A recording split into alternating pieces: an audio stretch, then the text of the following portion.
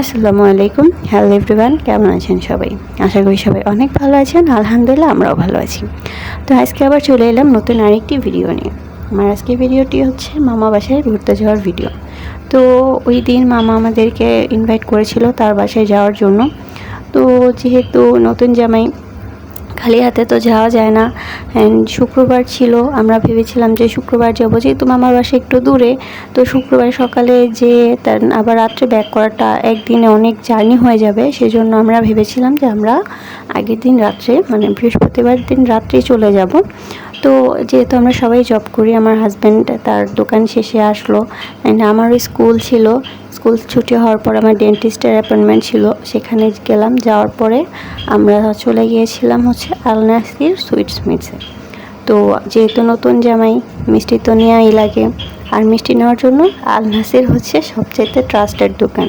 তো সে তার মন মতো কিছু দই, মিষ্টি আর অন্যান্য অনেক হালকা শুকনা খাবার নিয়ে নিল। আল্লাহ হাফেজ।